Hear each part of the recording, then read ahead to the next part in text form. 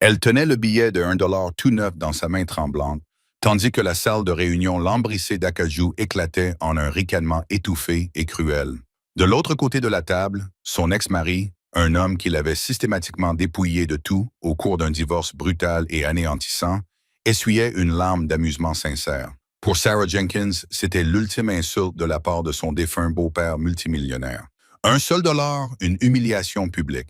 Elle rit par pure rancœur, épuisée, fourra le billet dans son sac à main usé et quitta la pièce. Mais ce que Sarah ignorait, c'est que ce billet d'1 dollar insultant était la clé juridique exacte d'un secret de 50 millions de dollars. Et dès le lendemain matin, l'avocat en costume impeccable qui le lui avait remis serait gré dans son allée fissurée, attendant de changer sa vie à jamais. Les bureaux d'Abernathy, Cole et Hayes se trouvaient au 42e étage d'un gratte-ciel étincelant de Seattle, un endroit où l'air sentait toujours légèrement le polish au citron, le cuir ancien et la richesse discrète et impitoyable. Sarah Jenkins était assise, raide, dans un fauteuil en cuir surdimensionné qui lui semblait bien trop grand.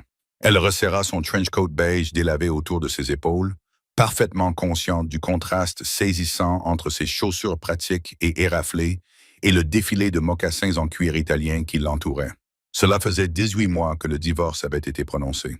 18 mois que Gregory Sterling, héritier de l'empire immobilier Sterling, avait réussi à manipuler le système judiciaire, à dissimuler ses vastes avoirs offshore et à laisser Sarah sans rien d'autre qu'une dette juridique écrasante et la garde principale de leur fille de 8 ans, Lily.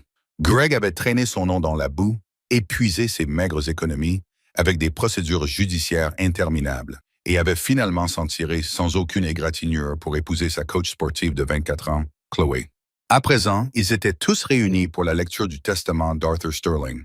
Arthur, le père de Greg, avait été un homme redoutable et terrifiant.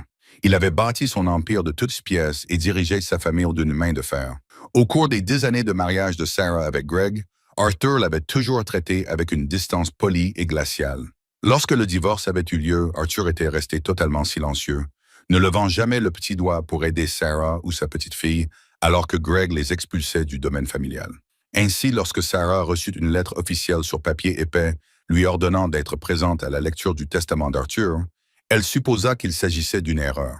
Mais Thomas Abernathy, l'avocat principal de la famille, l'avait appelé personnellement pour insister. « Il est impératif que vous soyez présente, Miss Jenkins », avait-il dit d'une voix grave et humoristique. Assis de l'autre côté de la longue table en chêne, Greg se cala dans son fauteuil, respirant une confiance arrogante. Son costume sur mesure couleur charbon épousait parfaitement ses épaules et une lourde Rolex en or dépassait de sa manchette. À côté de lui, Chloé s'affairait à inspecter ses ongles manucurés, l'air profondément ennuyé par la procédure. « On peut y aller, Thomas ?» soupira Greg en tapotant la table avec son stylo. Certains d'entre nous ont l'heure du thé, et honnêtement, je ne sais même pas pourquoi elle laisse là. Il ne regarda même pas Sarah, mais fit un petit geste de son stylo dans sa direction. Thomas Abernathy ajusta ses lunettes en demi-lune. C'était un homme grand et remarquablement mince, âgé d'une 60aine d'années, au visage totalement dépourvu d'expression. « Nous sommes ici parce que c'étaient les instructions explicites de ton père, Gregory. Je te suggère d'écouter. » commença-t-il à lire. La répartition des actifs connus d'Arthur se déroula exactement comme tout le monde s'y attendait. Des millions de dollars en fonds fiduciaires, en actions d'entreprise et en propriétés de luxe furent répartis entre Greg et ses 2 sœurs. Greg hérita de la participation majoritaire dans Sterling Developments, un portefeuille estimé à 40 millions de dollars. À mesure qu'Abernathy énumérait les actifs, le sourire de Greg s'élargissait, sa poitrine se gonflant d'une fierté victorieuse. Puis Abernathy marqua une pause. Il s'éclaircit la gorge en tournant la page du parchemin épais. La pièce devint complètement silencieuse. « À mon ex-belle-fille, Sarah Jenkins », lut Abernathy, sa voix résonnant clairement dans la pièce silencieuse. Greg leva les yeux au ciel. Chloé ricana même à voix haute, en souvenir du temps qu'elle avait passé au sein de la famille Sterling. Abernathy poursuivit, et afin qu'il n'y ait aucune ambiguïté quant à mes dernières volontés, ni aucune prétention d'oubli, je lègue par la présente à Sarah Jenkins la somme exacte d'1 dollar américain. Un silence pesant et suffocant s'abattit sur la salle de réunion. Le cœur de Sarah lui tomba dans le ventre. Elle sentit les larmes lui brûler les yeux, menaçant de couler, mais elle refusa de les laisser couler. Elle leva les yeux et croisa le regard de Greg.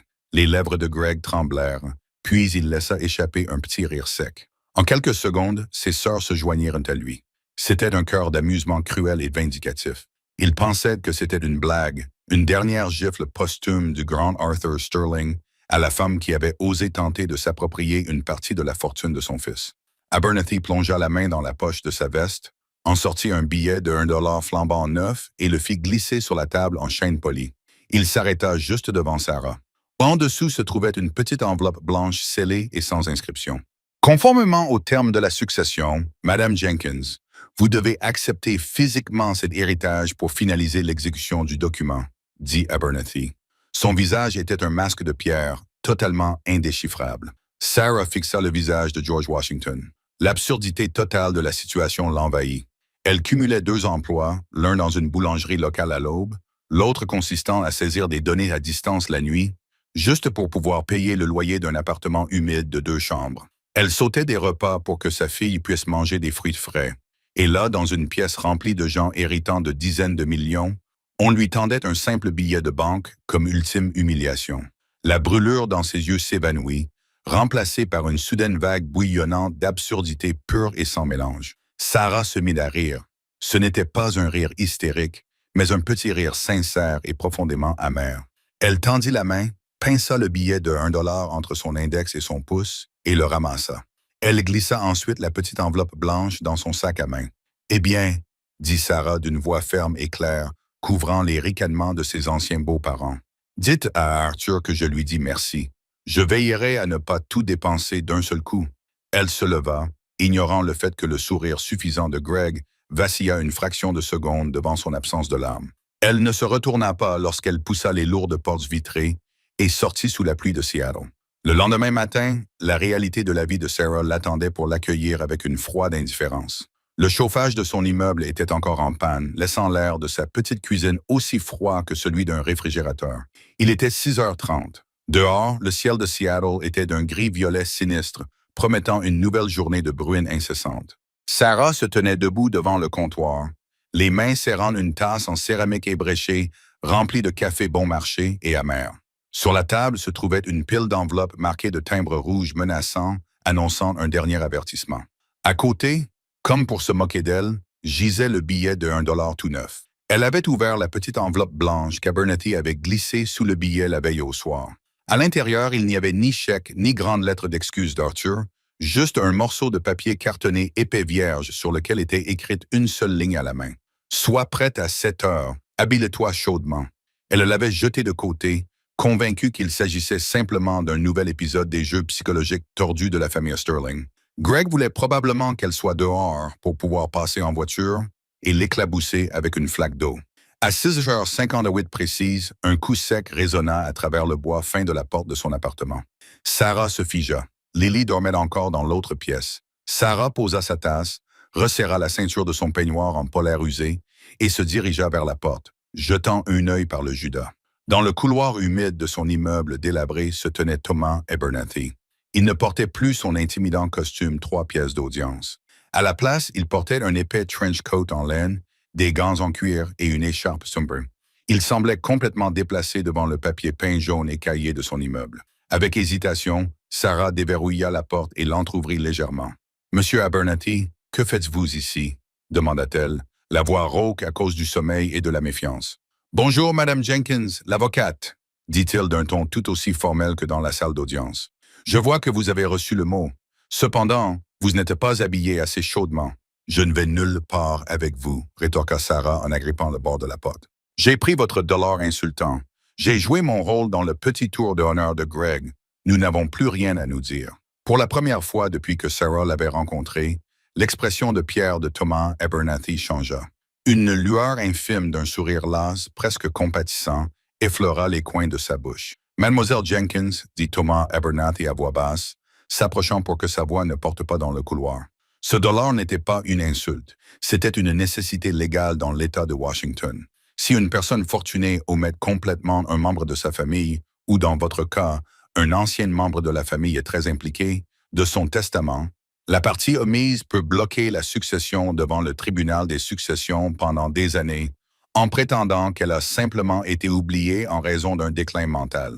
Sarah fronça les sourcils, perplexe. Donc, poursuivit Abernathy en la fixant d'un regard intense et sévère, en vous laissant exactement $1, Arthur vous a explicitement reconnu. Il a prouvé qu'il était sain d'esprit, qu'il se souvenait exactement de qui vous étiez et que cette somme était intentionnelle. Cela rend le testament inattaquable. Cela empêche Gregory de contester le document. Pourquoi Greg contesterait-il un testament qui lui a donné 40 millions de dollars? Demanda Sarah, dont la patience s'amenuisait. À cause de l'autre document, répondit Abernathy d'un ton calme. Le deuxième testament, celui que le dollar a scellé. Maintenant, s'il vous plaît, mademoiselle Jenkins, une voiture m'attend. Nous avons un long trajet devant nous et les instructions d'Arthur étaient très précises quant au calendrier. Sarah fixa l'homme plus âgé.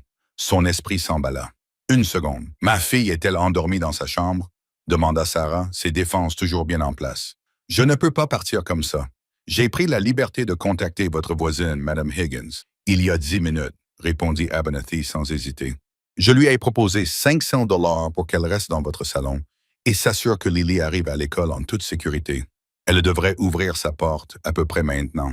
Au moment même, la porte d'en face grinça en s'ouvrant et Madame Higgins, une vieille dame adorable mais toujours en train de bavarder, passa la tête, serrant dans sa main un billet de $50 qui semblait bien réel, en guise d'acompte. Sarah réalisa qu'elle avait complètement perdu le contrôle de la situation.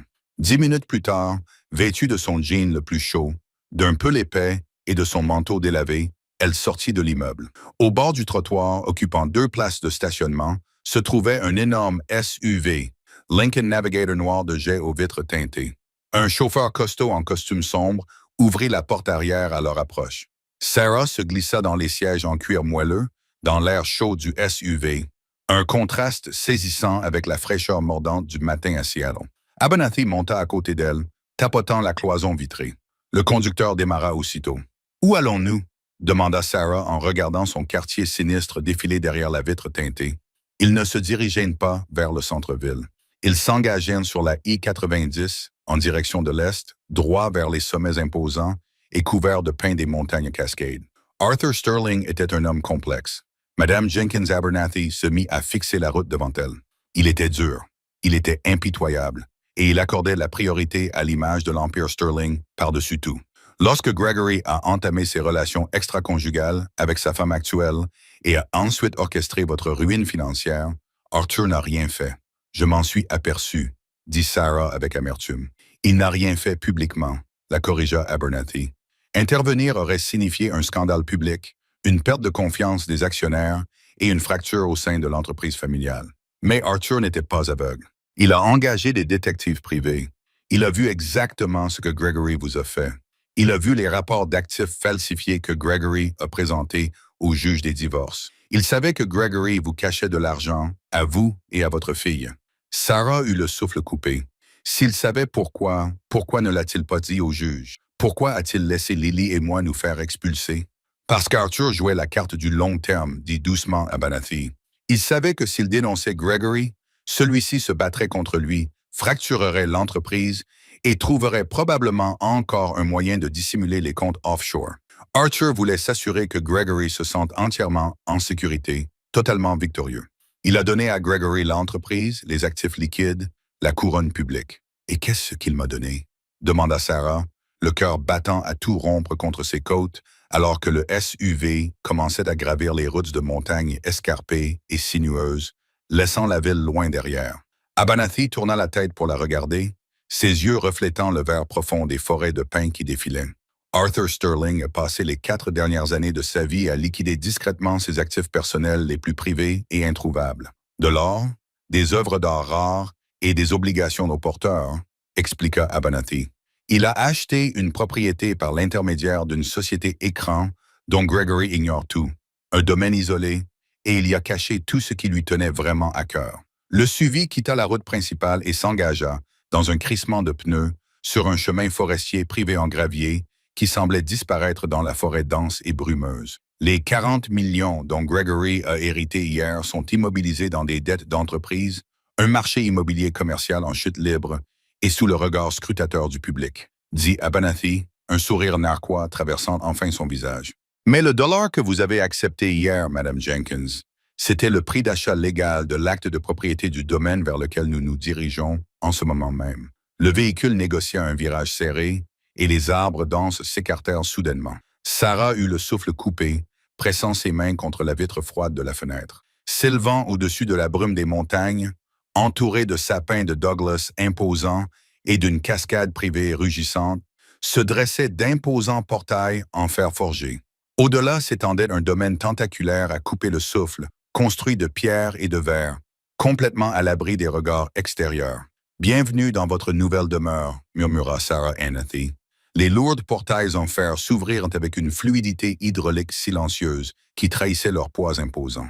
Le Lincoln Navigator s'engagea dans une allée immaculée pavée de pierres de rivière importées de couleur sombre. Sarah pressa son visage contre la vitre froide, son souffle embuant la fenêtre, tandis que l'ampleur du domaine se révélait. C'était un chef-d'œuvre d'architecture moderne qui se fondait harmonieusement dans la nature sauvage et accidentée des montagnes Cascades.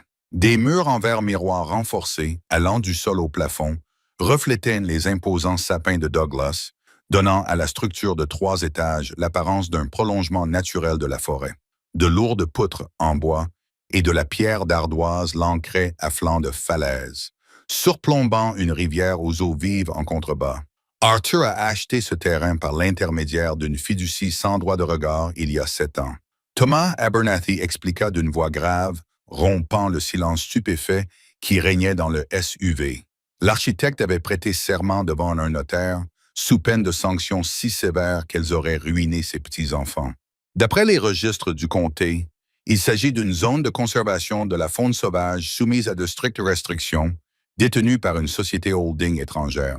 Le véhicule s'arrêta en douceur devant une imposante porte d'entrée sculptée dans un seul bloc de séquoia de récupération. Les jambes de Sarah étaient lourdes comme du plomb lorsqu'elle sortit dans l'air vif et parfumé de pin des montagnes. Depuis 18 mois, elle vivait dans un état constant de terreur financière. Elle connaissait le prix exact d'un gallon de lait dans 3 épiceries différentes. Elle savait quelles factures de services publics pouvaient être payées avec une semaine de retard sans déclencher d'avis de coupure. Debout devant une maison dont la construction avait facilement coûté 20 millions de dollars, elle ressentit une vague de nausées profondes et désorientantes. Abernathy la fit entrer. L'intérieur était d'un silence à couper le souffle, isolé du rugissement de la rivière à l'extérieur. Le hall d'entrée s'ouvrait sur un vaste espace de vie au sol, recouvert de parquets en noyer brésilien, à chauffage par rayonnement. Une immense cheminée en pierre dominait le mur du fond, flanquée de meubles en cuir sur mesure et de peintures à l'huile originale digne d'un musée. « Qui s'occupe de tout ça ?» demanda Sarah, sa voix résonnant légèrement dans cet espace caverneux. « Une société de gestion privée, rigoureusement sélectionnée, basée à Genève, » répondit Abernathy en déboutonnant son manteau de laine. « Ils entretiennent le terrain, réapprovisionnent les réfrigérateurs Sub-Zero chaque semaine et nettoient l'intérieur. Ils ne savent pas qui est le propriétaire et ils ne le sauront jamais. » Il fit signe à Sarah de le suivre dans un long couloir chaleureusement éclairé, bordé de bibliothèques en acajou. Ils arrivèrent devant une lourde double porte qui s'ouvrait sur un vaste bureau. Derrière un imposant bureau en acajou trônait un tableau représentant un océan en tempête, et en dessous, un coffre-fort moderne en acier encastré, construit directement dans la roche de la montagne. Abernathy s'approcha du coffre-fort. Il n'utilisa ni clé ni combinaison. Au lieu de cela, il sortit de sa maillette un petit scanner biométrique crypté. Arthur l'avait programmé pour accepter 2 empreintes digitales, la sienne et la tienne. Sarah recula d'un pas, le cœur battant à tout rompre. Les miennes? Comment ai-je pu ne jamais lui donner mes empreintes? Tu as demandé le renouvellement de ton passeport 1 an avant le divorce, n'est-ce pas? Dit doucement Abernathy. Arthur disposait de ressources considérables. Il s'est procuré les données. Tremblante, Sarah s'avança et appuya son pouce droit contre le verre vert lumineux du scanner. La machine émit un bip, un verrou mécanique se débloqua dans un bruit sourd et la porte en acier épais s'ouvrit vers l'extérieur. À l'intérieur, il n'y avait pas de piles spectaculaires, de lingots d'or ni de liasses de billets. À la place, il y avait 3 objets. Un épais registre relié en cuir, un disque dur en titane noir fabriqué sur mesure et une enveloppe blanche immaculée portant son nom, écrit de la main tranchante et agressive d'Arthur. Abernathy retira soigneusement les objets et les posa sur le bureau. « Ouvre la lettre, Sarah. » Elle brisa le seau de cire de ses mains tremblantes et déplia l'épais parchemin. Sarah, si tu lis ceci, tu as eu le courage d'accepter mon ultime insulte devant mon fils bon à rien. J'ai toujours su que tu avais du crâne, même quand Gregory a essayé de te le faire perdre au tribunal. Tu as été une bonne mère pour Lily. Gregory est un parasite. L'empire que j'ai bâti est en train de mourir. Gregory croit avoir hérité d'un royaume hier, mais ce qu'il a hérité, c'est un château de cartes noyé sous la dette d'entreprise. Il est stupide, vaniteux et faible. Il cache plus de 8 millions de dollars dans des comptes offshore illicites, de l'argent qui t'appartenait de droit, ainsi qu'à ma petite fille lors du divorce. Dans le grand livre sur ce bureau, tu trouveras la preuve. Des numéros de compte au Caïman, des sociétés écrans avisées. Sur le disque dur, tu trouveras 4 années de chantage méticuleusement rassemblées sur Gregory, sa nouvelle épouse insipide et ses sœurs cupides. De plus, ce patrimoine, les comptes offshore qui y sont liés, et un portefeuille d'obligations aux porteurs conservé dans un coffre-fort suisse représente au total environ 52 millions de dollars d'actifs liquides et intraçables. Tout cela vous appartient. Mais il y a une condition juridiquement contraignante. Je ne vous ai pas laissé cette fortune pour que vous puissiez vivre tranquillement dans les bois. Je vous l'ai léguée pour que vous puissiez corriger mon erreur. Cette fortune est liée à une fiducie irrévocable. Pour accéder aux fonds principaux, vous devez mettre en œuvre la stratégie décrite dans le grand livre, une prise de contrôle public hostile totale de Sterling Developments. Vous allez démasquer Gregory. Vous allez le ruiner juridiquement et financièrement. Tu prendras le contrôle de la société, tu la restructureras et tu la placeras dans une fiducie sans droit de regard pour le 18e anniversaire de Lily. Si tu ne te lances pas dans cette entreprise dans les 30 jours, ou si tu refuses, la fiducie sera entièrement dissoute. L'argent et ce patrimoine seront liquidés et donnés anonymement à une association caritative contre la leucémie féline. Il ne te restera que le billet de 1 dollar dans ta poche. Ne me déçois pas, Arthur Sterling. Sarah relut la lettre 2 fois, les mots se confondant. Arthur ne lui avait pas laissé un cadeau. Il lui avait laissé une arme chargée et lui avait ordonné d'appuyer sur la gâchette. Il se servait d'elle pour nettoyer son propre héritage désordonné. Elle leva les yeux vers Abernathy.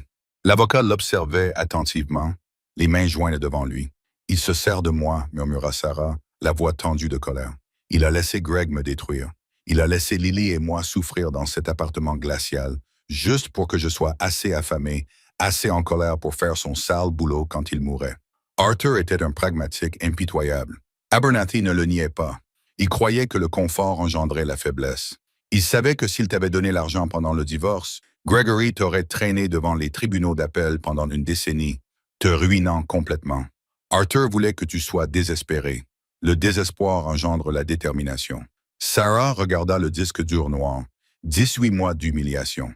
18 mois à voir le visage suffisant de Greg au tribunal, mentant sous serment au sujet de ses biens.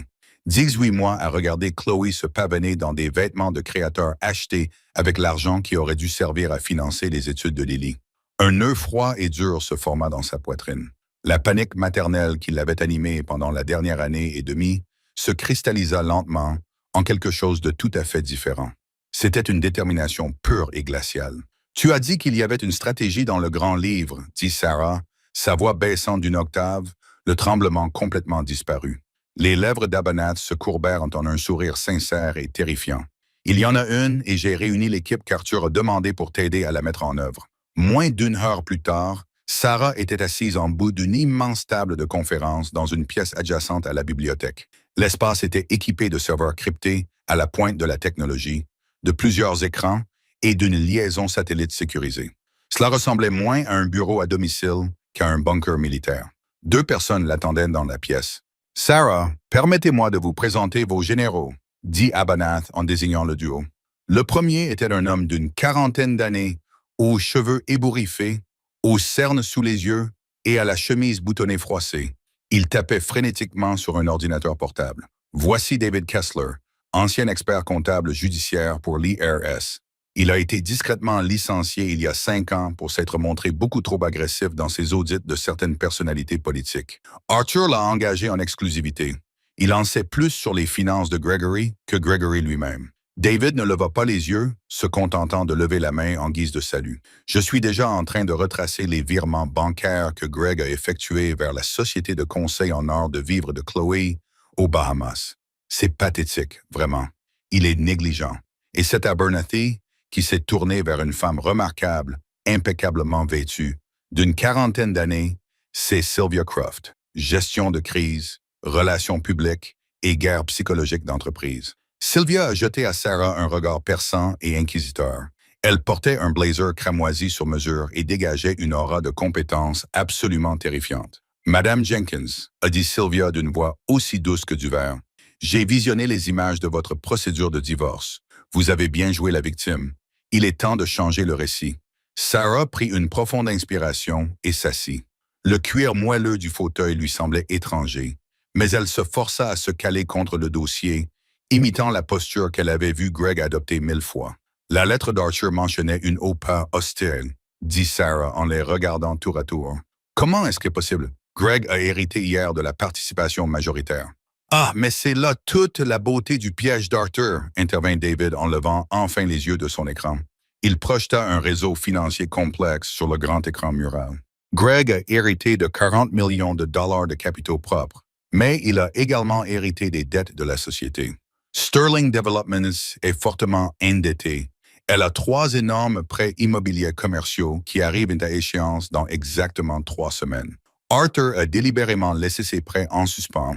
Greg n'a pas les liquidités nécessaires pour les couvrir, expliqua Sylvia en tournant lentement autour de la table. Il pense pouvoir simplement refinancer auprès des partenaires bancaires habituels de la famille. Mais Arthur a discrètement rompu ses relations avant de mourir. Quand Greg se rendra dans les banques la semaine prochaine, il sera rejeté publiquement. Lorsque les prêts seront en défaut de paiement, l'action de la société s'effondrera. Poursuivit David, les yeux brillants d'une excitation geek et vindicative. Le conseil d'administration va paniquer. C'est là que nous frapperons. Vous, agissant par l'intermédiaire de la fiducie sans droit de regard mise en place par Arthur, vous vous précipiterez pour racheter la dette pour une bouchée de pain. Vous ne serez pas seulement propriétaire de l'entreprise, Sarah. Tu posséderas Greg. Sarah fixa le maquis de chiffres à l'écran. C'était brillant. C'était vicieux. Mais ça ne suffit pas, intervint Sylvia en s'arrêtant derrière la chaise de Sarah. Une prise de contrôle financière, ce n'est que du business. Arthur voulait la ruine. Pour nous assurer que le Conseil vote l'éviction de Greg en tant que PDG, il nous faut un scandale moral. Nous devons briser son image de Golden Boy, ce qui nous amène au disque dur. Sylvia appuya sur un bouton de la télécommande et une série de documents et de photos apparurent à l'écran. La nouvelle femme de Greg, Chloé, dit Sylvia avec une pointe de dégoût dans la voix. Elle n'est pas seulement coach sportive. Elle a détourné des fonds de Sterling Developments vers ses propres comptes privés en utilisant de fausses factures de prestataires pour des séminaires de bien-être d'entreprise qui n'ont jamais eu lieu, pour un montant total d'environ 1,2 million de dollars. Sarah eut le souffle coupé. C'est un délit grave. C'est de la fraude électronique. Exactement, dit Abernathy d'une voix calme. Et Greg a approuvé chaque facture. Soit il est complice du détournement de fonds, soit il s'est rendu coupable de négligence criminelle en tant que PDG. Dans tous les cas, la SEC va le démolir. Et ses sœurs? Demanda Sarah, se souvenant du rire cruel de Caroline et Béatrice dans la salle du conseil il y a à peine 24 heures. Caroline et Béatrice siègent actuellement au conseil d'administration de la fondation caritative de l'entreprise, dit David en ouvrant un nouveau tableur. Elles ont utilisé cette fondation comme caisse noire personnelle, payant des jets privés, des vacances de luxe à Saint-Barthélemy et des bijoux haut de gamme en les faisant passer pour des frais de réseautage avec les donateurs. Sarah sentit une chaleur sombre et satisfaisante envahir sa poitrine. Pendant des années, ces gens l'avaient amenée à se sentir insignifiante, sans valeur et folle. Ils avaient convaincu le monde entier qu'elle était une croqueuse de diamants, cherchant à leur voler leur fortune durement gagnée. Et pendant tout ce temps, ce n'étaient que de vulgaires voleurs vêtus de vêtements de créateurs. Alors, quelle est notre première action? Demanda Sarah. Elle fut surprise par le calme de sa voix. La mère célibataire effrayée qui avait franchi le seuil de cette maison s'effaçait rapidement, remplacée par une femme détenant les clés d'un empire. Sylvia sourit, une lueur prédatrice dans les yeux. Dans exactement 5 jours, Greg organise le gala de charité annuel de Sterling au Four Seasons, en centre-ville. Ce sera sa première apparition publique en tant que nouveau chef de famille. Le maire sera présent. Les investisseurs seront là. La presse locale sera là. Ils s'attendent à ce que tu sois assise dans ton appartement humide à pleurer sur un billet d'$1, ajouta Anathy en se penchant au-dessus de la table. Au lieu de ça, dit Sylvia en faisant glisser un élégant dossier en cuir noir vers Sarah, Tu vas te rendre à ce gala vêtu d'une robe sur mesure qui coûte plus cher que sa voiture. Et tu vas remettre au conseil d'administration un paquet très spécial. Sarah ouvrit le dossier. À l'intérieur se trouvait le brouillon d'une lettre adressée au conseil d'administration de Sterling Developments, décrivant les défauts de paiement imminents, étayés par des preuves irréfutables du détournement de fonds commis par Greg Chloe et ses sœurs. Sarah suivit le bord du papier du doigt. Elle pensa à Lily, assise en ce moment même dans une salle de classe d'école publique, chaussée de chaussures trop petites d'une taille, car les avocats de Greg avaient une nouvelle fois retardé le versement de la maigre pension alimentaire. Elle pensa aux larmes qu'elle avait versées en secret, à la terreur absolue de ne pas savoir comment elle allait nourrir son enfant. Elle leva les yeux vers Anathy, David et Sylvia. 5 jours, ordonna Sarah d'une voix résonnante d'une autorité absolue nouvellement acquise. Apportez-moi la robe. Finalisez les rapports destinés à la SEC. Je veux que chaque caméra de Seattle soit braquée sur Gregory Sterling quand je réduirai sa vie en cendres. La grande salle de bal de l'hôtel Four Seasons, dans le centre-ville de Seattle, était un véritable modèle d'opulence agressive issue de la vieille fortune. D'énormes lustres en cristal projetaient une lueur dorée et chaleureuse sur les 300 membres de l'élite la plus riche et la plus influente de la ville. Des serveurs en veste d'un blanc immaculé circulaient avec des plateaux en argent chargés de caviar beluga et de flûtes de domino millésimées. Un quatuor à cordes jouait un arrangement classique en sourdine dans un coin, complètement noyé par le bourdonnement des conversations stratégiques et des rires creux. Au centre de la salle, debout sous une cascade de fleurs d'orchidées blanches, se tenait Gregory Sterling. Il était dans son élément. Vêtu d'un smoking Tom Ford sur mesure, Greg tenait salon avec un cercle de politiciens locaux et de promoteurs immobiliers, ses dents étincelant dans un sourire prédateur digne d'une photo de magazine. Ce soir devait être son couronnement. Le gala de charité Sterling était une tradition annuelle, mais c'était la première année que Greg l'organisait en tant que patriarche officiel et incontesté de l'Empire Sterling. Accrochée à son bras se trouvait Chloé. Elle portait une robe cramoisie à paillettes dos nues qui ne demandait qu'à attirer l'attention. Son cou était orné d'un lourd collier de diamants que, 3 mois auparavant, Greg avait juré devant un juge aux affaires familiales ne pas pouvoir se permettre. De l'autre côté de la salle, les sœurs de Greg, Caroline et Béatrice, tenaient un salon près du bar ouvert, drapé de soie de créateur, et riait aux éclats à une blague d'un conseiller municipal. Dehors, la pluie de Seattle martelait sans relâche le trottoir, mais à l'intérieur, la famille Sterling était intouchable jusqu'à ce que les lourdes portes en acajou de la salle de bal s'ouvrent. Sarah Jenkins ne s'était pas faufilée à l'intérieur. Elle ne s'était pas glissée par une porte latérale. Elle avait franchi l'entrée principale, flanquée de 2 imposants agents de sécurité privée que Sylvia Croft avait engagés pour la soirée. Pendant un long moment, personne ne l'avait remarqué.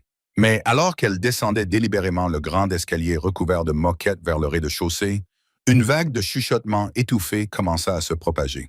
Sarah était méconnaissable. La femme épuisée et terrifiée qui avait porté un trench coat défraîchi à la lecture du Testament était morte et enterrée. À sa place se tenait une femme forgée dans la glace et dotée d'un pouvoir de 50 millions de dollars impossible à retracer. Elle portait une robe Carolina Herrera bleue, nuit tombant jusqu'au sol, qui lui allait avec une précision architecturale. Ses cheveux, habituellement relevés en un chignon hâtif et désordonné, étaient coiffés en ondulations lisses et élégantes. Mais la véritable pièce maîtresse de sa tenue reposait contre sa clavicule, un immense pendentif en saphir sans défaut, entouré de diamants concassés. Il avait appartenu à la défunte épouse d'Arthur, Elena, et Abernathy l'avait récupéré dans un coffre-fort ce matin-là même, spécialement pour cette attaque psychologique. Greg était en train de raconter une histoire inventée à propos de son défunt père lorsque son regard se figea sur l'escalier. Sa mâchoire se relâcha. La flûte de champagne qu'il tenait en main s'inclina dangereusement, renversant quelques gouttes de vin coûteux sur ses chaussures en cuir verni. « Greg, chérie, qu'y a-t-il » demanda Chloé d'une voix aiguë en suivant son regard. Quand elle vit Sarah, sa main manucurée se porta à sa bouche. « Qu'est-ce qu'elle fait ici ?»« La sécurité. Que quelqu'un appelle la sécurité. » Mais les agents de sécurité qui bordaient la salle étaient employés par l'hôtel, pas par Greg. Il ne bougea pas. Sylvia s'était assurée que le nom de Sarah figure sur la liste des invités VIP sous le nom d'Aegis Holdings, un événement d'entreprise de niveau platine. La soirée, Sarah ignora complètement Greg. Elle ne lui accorda même pas la satisfaction d'un contact visuel. Au lieu de cela, son regard balaya la salle, se fixant sur ses véritables cibles, la table numéro 1. Assis à la table d'honneur, juste à côté de l'estrade, se trouvaient les véritables pouvoirs derrière Sterling Developments, Harrison Caldwell. Le président du conseil d'administration, aux cheveux argentés et d'un pragmatisme impitoyable, était assis à côté de Richard Davenport, le directeur financier de la société. C'étaient ces hommes qui contrôlaient véritablement le destin des actions de la société. Sarah marchait d'un pas lent et mesuré. Le quatuor à cordes semblait s'estomper en arrière-plan, tandis que la foule s'écartait pour la laisser passer.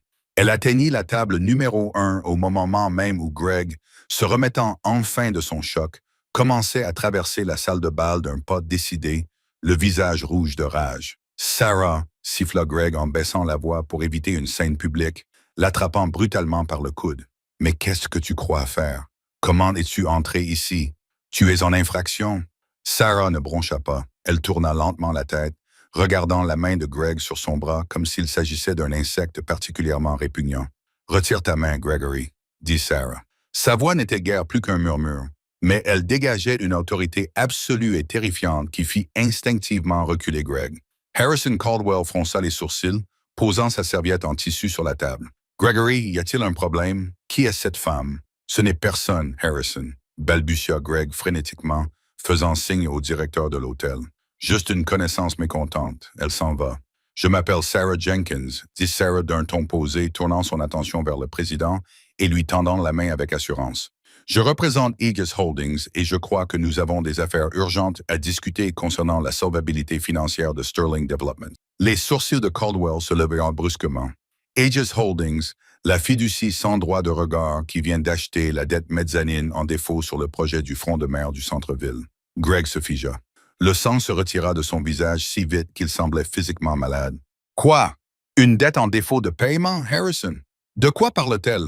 Ces prêts ne sont pas exigibles avant la semaine prochaine et nous sommes en train de les refinancer. »« Ce n'est plus le cas, » dit Sarah, sa voix résonnant clairement dans le silence soudain et suffocant des tables environnantes. Elle fit signe à l'un de ses agents de sécurité qui lui tendit un épais porte-document en cuir noir.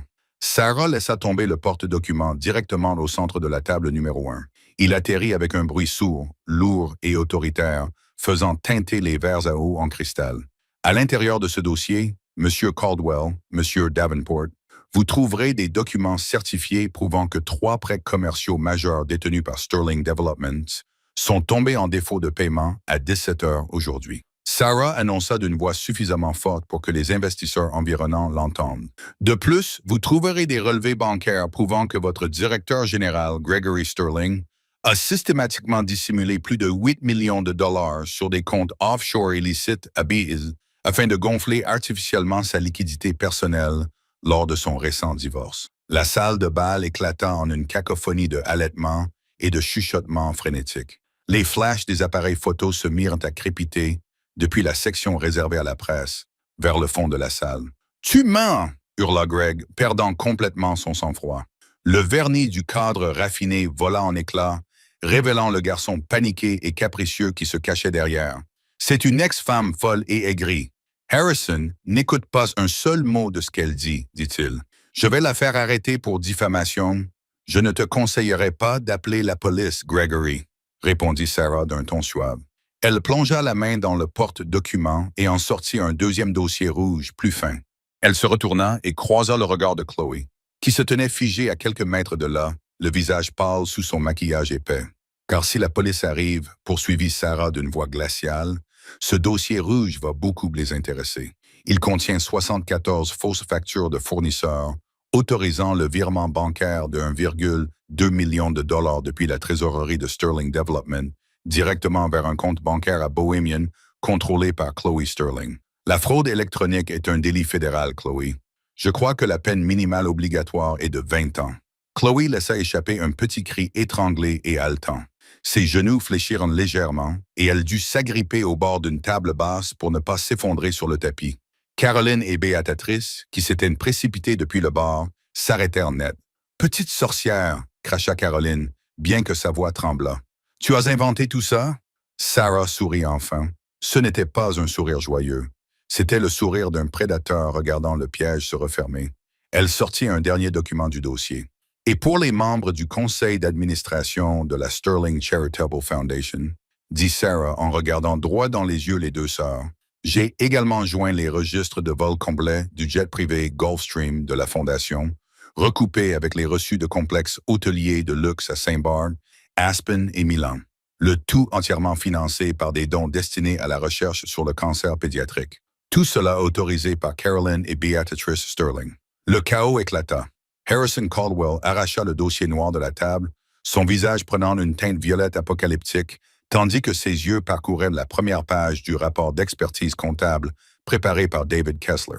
Richard Davenport, le directeur financier, semblait sur le point de faire une crise cardiaque. « Gregory », dit Caldwell d'une voix grave et menaçante qui couvrit le brouhaha de la foule paniquée. « Est-ce vrai? Avez-vous approuvé ces factures? » « Je peux m'expliquer, Harrison. C'est un malentendu, une faille fiscale, balbutia Greg, la sueur ruisselant sur son front, ruine son col de chemise hors de prix. Garde ça pour la SEC. Greg, l'interrompit Sarah. Elle lui tourna le dos, faisant face au président. Monsieur Caldwell, Aegis Holdings détient désormais 40 millions de dollars de votre dette en difficulté. Nous lancerons une OPA hostile dès l'ouverture de la bourse lundi matin. Je vous conseille vivement de convoquer une réunion d'urgence du conseil d'administration. Elle n'attendit pas de réponse. Elle ne jeta pas un regard en arrière vers le visage abattu de Greg, ni vers les larmes de Chloé, ni vers les violentes querelles qui avaient déjà éclaté entre les sœurs. Sarah Jenkins fit tourner son pendentif en saphir qui reflétait la lumière des lustres, puis quitta la salle de bal exactement comme elle y était entrée, totalement intouchable. Le lundi matin arriva avec la subtilité d'un train de marchandises percutant une baie vitrée. À 8 heures, la ligne d'horizon de Seattle était enveloppée d'un brouillard épais et oppressant, reflétant parfaitement l'atmosphère qui régnait au sein du siège social de Sterling Development. La salle de réunion aux parois de verre du 50e étage était un champ de bataille jonché de documents déchiquetés, de tasses de café à moitié vides et de cadres hurlants. Les chaînes d'information financière diffusées sur les téléviseurs muets fixés au mur affichaient des bandeaux d'actualité en rouge vif. Sterling Development s'effondre de 40% en préouverture. La SEC annonce une enquête d'urgence. Greg était assis en bout de l'immense table en granit poli, l'air d'un homme qui aurait vieilli de 10 ans pendant le week-end. Ses yeux étaient injectés de sang. Ses cheveux formaient un enchevêtrement gras et emmêlé. Et il portait la même chemise froissée qu'il avait portée dimanche. Il tapait frénétiquement sur son téléphone pour tenter de joindre ses banquiers offshore. Mais tous ses appels rebondissaient, signalés comme hors service. « Ils ont gelé les comptes », murmura Greg, la voix brisée par la panique. « Les fédéraux ont gelé les comptes de l'entreprise. Comment ont-ils pu agir aussi vite? Parce que les preuves qui leur ont été remises étaient tout à fait irréfutables. Espèce d'imbécile colossal, rugit Harrison Caldwell en abattant son poing sur la table. Le président du conseil d'administration était flanqué du conseiller juridique principal de la société et d'une équipe de responsables des relations publiques de crise qui semblaient prêtes à démissionner. Tu as laissé une traînée de papier longue d'1 kilomètre. Ta femme a détourné des fonds de l'entreprise via une société écran enregistrée sous son nom de jeune fille. Tu croyais que tu étais invisible? C'était un prêt temporaire, rétorqua Greg d'une voix stridente. J'allais rembourser l'argent dès que le projet du front de mer aurait rapporté. Et qu'en est-il de Caroline et de Beatrice? Elles vident les caisses de l'association depuis des années. Tes sœurs ont démissionné du conseil d'administration de la Fondation à 3 heures du matin et coopèrent actuellement avec les enquêteurs fédéraux en échange de l'immunité, a déclaré d'un ton sec le conseiller juridique principal en ajustant ses lunettes. Elle te jette sous le bus, Gregory. Complètement. Greg s'affala dans son fauteuil en cuir, le souffle coupé, trahi par sa propre famille. Il nous reste exactement 20 minutes avant l'ouverture de la bourse et la chute du cours de l'action à zéro, a déclaré Richard Davenport, le directeur financier, en essuyant la sueur de sa lèvre supérieure. La dette en défaut a déclenché des clauses de défaut croisées sur tous nos autres biens immobiliers. Les banques exigent le remboursement de tout. Nous sommes en faillite, Harrison. À moins que Aegis Holdings n'accepte un accord de restructuration, nous déposons le bilan avant midi. Au moment même, les lourdes portes doubles de la salle du conseil s'ouvrirent dans un cliquetis. La pièce devint un silence de mort lorsque Thomas Abernathy fit son entrée. Il portait sa maillette en cuir fine caractéristique et un costume gris anthracite à fines rayures parfaitement taillées. Il semblait parfaitement à l'aise, contrastant fortement avec les cadres paniqués dont les chemises étaient trempées de sueur. Juste derrière lui, dégageant une aura d'autorité absolue, se tenait Sarah. Elle était habillée pour la guerre, vêtue d'un blazer gris ardoise impeccable, d'un pantalon sur mesure et d'escarpins noirs immaculés. Elle ne portait aucun dossier. Elle n'en avait pas besoin. Abernathy. Greg lui lança un regard méprisant, celui d'un animal acculé et désespéré. Traître, c'est toi qui as orchestré tout ça. Tu as utilisé les contacts de mon père pour aider mon ex-femme, cette folle, à me ruiner. Je ne fais qu'exécuter les dernières volontés de mon défunt client, Arthur Sterling, répondit Abernathy froidement, en prenant place à l'extrémité de la table. Il fit signe à Sarah de prendre la place juste à sa droite. Arthur Caldwell demanda, la confusion tranchant sa colère. Qu'est-ce qu'Arthur a à voir avec tout ça? Aegis Holdings est un fonds spéculatif prédateur. Aegis Holdings, intervint Sarah d'une voix ferme, couvrant les murmures dans la pièce, est une fiducie sans droit de regard créée par Arthur Sterling il y a 7 ans, financée entièrement par ses actifs privés liquidés, des actifs qu'il t'a spécifiquement cachés, Gregory, car il savait que tu détruirais son héritage. Greg ouvrit la bouche, mais aucun son n'en sortit. Son cerveau peinait à assimiler l'ampleur de cette révélation. Arthur m'a légué ce trust, poursuivit Sarah en entrelaçant ses doigts sur la table, à condition que je l'utilise pour racheter ta dette, dévoiler ta fraude et mener une OPA hostile. Ton père ne s'est pas contenté de te déshériter, Greg. Il s'est servi de moi comme d'une arme pour te détruire. C'est impossible, murmura Greg en secouant frénétiquement la tête. Il m'a donné l'entreprise. Il m'a tout donné. Il t'a donné un navire en perdition et m'a remis la torpille. Sarah le corrigea avec douceur. Elle tourna son attention vers le président. Monsieur Caldwell, Aegis Holdings détient toutes les cartes. Nous détenons la dette sur le front de mer, les gratte-ciels du centre-ville et les zones commerciales de banlieue. Je suis prêt à effacer la dette, à injecter 80 millions de dollars de capitaux liquides dans Sterling Developments et à mettre fin immédiatement à la procédure de faillite. Les yeux de Davenport s'écarquillèrent d'un espoir désespéré. Vous feriez cela? Quelles sont vos conditions? 3 conditions, dit Sarah en levant un doigt. Premièrement, la démission immédiate et inconditionnelle de Gregory Sterling de son poste de PDG, sans indemnité de départ, sans parachute doré ni droit de rétention sur les actions. Il repartira sans absolument rien. Greg bondit de sa chaise. Vous ne pouvez pas faire ça. Je détiens les actions majoritaires. Je suis l'actionnaire majoritaire. Plus maintenant, intervint Abernathy en sortant un document de sa mallette. Lorsque les prêts sont tombés en défaut hier, une clause des contrats mezzanine originaux rédigés par votre père est entrée en vigueur. Gregory avait stipulé qu'en cas de défaut, la propriété des actions serait instantanément transférée aux créanciers en lieu et place d'une saisie. Aegis Holdings détient désormais 62% des actions avec droit de vote. Vous êtes un actionnaire minoritaire et vous n'avez aucun pouvoir. Greg s'effondra dans son fauteuil, enfouissant son visage dans ses mains. La prise de conscience de sa ruine totale l'écrasa enfin. Deuxième condition, poursuivit Sarah d'une voix dépourvue de toute pitié. Sterling Developments coopérera pleinement avec la SEC, l'IRS et le FBI dans le cadre de leurs enquêtes concernant le détournement de fonds commis par Gregory et Chloe Sterling. Nous remettrons tous les disques durs des serveurs et les enregistrements des communications. D'accord, répondit Caldwell immédiatement, sans la moindre hésitation.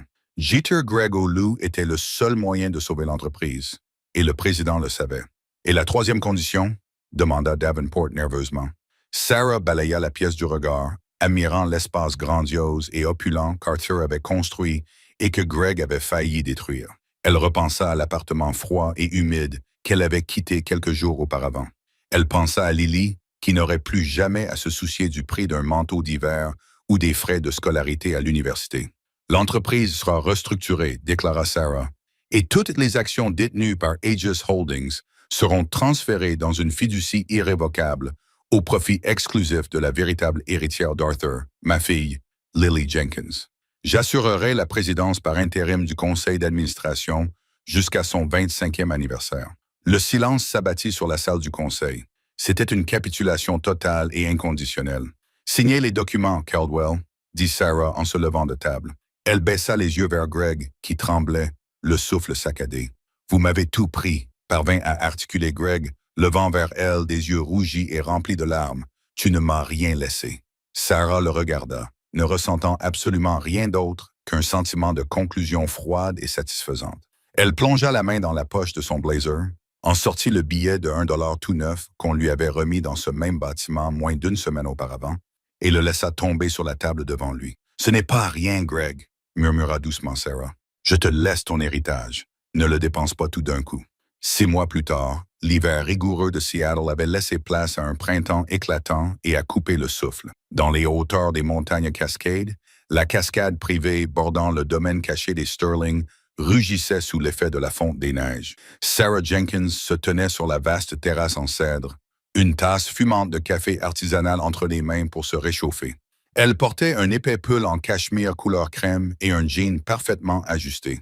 La fatigue qui avait autrefois marqué de façon indélébile le coin de ses yeux avait complètement disparu, remplacée par une clarté calme et inébranlable. Au bord de la pelouse impeccablement entretenue, sa fille de 9 ans, Lily, courait avec enthousiasme avec un chiot Golden Retriever qu'elles avaient adopté quelques semaines auparavant. Le rire de Lily résonnait à travers les pins, un son si pur et si insouciant qu'il serrait encore la gorge de Sarah. Fini les jours des chaussures trop petites et des inquiétudes murmurées à propos de la facture de chauffage. Lily était désormais inscrite dans une académie privée d'élite où elle arrivait via un service discret de voitures blindées, totalement inconsciente de la guerre d'entreprise que sa mère avait menée pour assurer son avenir. La lourde porte coulissante en verre s'ouvrit derrière Sarah et le doux murmure du chauffage par rayonnement se répandit sur la terrasse. Thomas Abernathy sortit, tenant un élégant porte-document en cuir. Même en pleine nature, l'avocat conservait son uniforme impeccable, un costume 3 pièces, bien qu'il eût opté pour une teinte de gris légèrement plus claire pour la saison. « Bonjour, Sarah, » dit Abernathy en s'approchant de la balustrade en bois à côté d'elle. « Bonjour, Thomas, » répondit-elle en lui adressant un sourire chaleureux. Au cours des 6 mois qui avaient suivi le rachat hostile, Abernathy était passé du statut de dirigeant terrifiant à celui de l'un des conseillers les plus fiables de Sarah et, de manière surprenante, à celui d'une figure paternelle farouchement protectrice pour Lily. « J'ai les rapports trimestriels de Richard Davenport, » dit Abernathy en tapotant le dossier. « Depuis que vous avez mis en place la restructuration et évincé les cadres superflus, Sterling Developments a enregistré une augmentation de 14% de son résultat d'exploitation net. Le conseil d'administration est ravi. Harrison Caldwell a publiquement qualifié votre leadership de renaissance de l'entreprise. Ils sont ravis parce que leur stock option rapporte enfin, fit remarquer Sarah, d'un ton sec en prenant une gorgée de café. Gardez David Kessler sur leur dos. Je ne veux pas que quiconque retombe dans les vieilles habitudes de Gregory. David a tous les pouvoirs d'audit et prend un malin plaisir à terroriser le service comptable. Il n'y aura pas de rechute, l'assura Abernathy, un rare petit rire s'échappant de ses lèvres. Sarah se tourna vers l'avocat. Et l'autre affaire, le procès. L'expression d'Abernathy s'assombrit, prenant un air de détachement clinique. Les procureurs fédéraux ont clos leur dossier hier. C'était un véritable carnage, franchement. Lorsque Chloé a pris la mesure des preuves que vous avez fournies, elle a immédiatement accepté un accord de plaidoyer. Elle a témoigné contre Gregory en échange d'une peine réduite à 3 ans dans un établissement à sécurité minimale. Sarah assimila l'information en silence. Et la défense de Greg Gregory s'est complètement effondrée, expliqua Abernathy d'un ton dépourvu de toute compassion. La SEC a saisi tous ses actifs nationaux restants pour payer les amendes infligées à l'entreprise. Ses comptes bancaires personnels sont gelés. Les fonds offshore de Biz ont été rapatriés par le gouvernement fédéral. Il a déposé le bilan il y a 3 semaines. Sarah regarda la rivière qui coulait à toute allure. Elle se souvenait de la terreur absolue que Greg lui avait infligée pendant leur divorce. La façon dont il l'avait systématiquement isolée, vidé ses comptes et ri alors qu'elle était expulsée. Elle avait passé 18 mois convaincue qu'elle était totalement impuissante. Il risque entre 8 et 12 ans de prison fédérale, rien que pour la fraude électronique et l'évasion fiscale. Abernathy poursuivit. Ses sœurs, Caroline et Béatrice, ont réussi à éviter la prison en versant une indemnisation colossale à la fondation caritative, mais elles ont été socialement mises au ban. Elles ont été contraintes de vendre leur maison de ville et de quitter l'État. La famille Sterling, telle que Gregory l'avait imaginée, n'existe plus. Arthur savait, murmura Sarah, les yeux perdus dans les sommets majestueux des montagnes. Il savait exactement qui était Greg, et il savait exactement ce que je deviendrais si j'étais poussé à bout. Arthur était un homme dur, acquiesça Abernathy à voix basse. Il avait bâti un empire de ses propres mains, et il ne supportait pas l'idée qu'un garçon faible et vaniteux le détruisent juste pour financer un train de vie somptueux. Il avait choisi la personne la plus forte qu'il connaissait pour protéger son héritage. Il t'avait choisi. Sarah baissa à nouveau les yeux vers la pelouse. Lily était tombée en arrière sur l'herbe moelleuse, le Golden Retriever lui léchant le visage avec fougue, tandis qu'elle gloussait de manière incontrôlable. C'était désormais son héritage. Pas une entreprise, pas une montagne d'or cachée, mais la sécurité et le bonheur de son enfant. Elle avait conservé le billet d'1 $. Il était encadré dans un petit cadre argenté discret posé sur le bureau en acajou de la salle forte souterraine. C'était un rappel quotidien que la perception de la valeur par le monde est incroyablement fragile. Un simple bout de papier pouvait être une insulte pour une personne et la destruction absolue d'une autre. Assisteras-tu à la réunion du conseil d'administration à Seattle la semaine prochaine? Demanda Abernathy, la ramenant au présent. Non, répondit Sarah en secouant la tête. Laissez Sylvia s'occuper de la presse. Je préfère agir dans l'ombre. De plus, Lily a un récital de piano mardi, et je ne manquerai ça pour rien au monde. Abernathy sourit, un sourire sincère et chaleureux qui lui illuminait le regard. Très bien, Madame la Présidente, j'en informerai le Conseil. Alors que l'avocat rentrait pour passer ses coups de fil, Sarah respira profondément l'air vif parfumé de pain. La guerre était finie. L'Empire était à l'abri, et la femme qui avait été chassée en rire d'une salle de réunion avec un seul dollar en poche possédait désormais le monde. Parfois, la plus grande insulte est en réalité la clé maîtresse d'un avenir inimaginable. L'histoire de Sarah Jenkins nous rappelle avec force que la vengeance n'est pas toujours bruyante ou violente. Parfois, c'est une stratégie juridique discrète et parfaitement exécutée qui démolit un empire corrompu de l'intérieur. La dernière épreuve tordue d'Arthur Sterling a prouvé que la véritable richesse ne se résume pas à l'argent sur votre compte en banque. Elle réside dans le courage, la résilience et la flamme inébranlable d'une mère protégeant son enfant. Gregory a appris à ses dépens que lorsqu'on accule quelqu'un et qu'on le laisse sans rien, on se crée un rival qui n'a absolument rien à perdre. Si vous avez aimé cette histoire de vengeance ultime et de guerre juridique, cliquez sur « J'aime ». N'oubliez pas de partager cette vidéo avec tous ceux qui aiment les rebondissements brillants et abonnez-vous à la chaîne pour découvrir d'autres drames incroyables tirés de la vie réelle. Que feriez-vous si on vous remettait ce billet de $1? Dites-le nous dans les commentaires ci-dessous.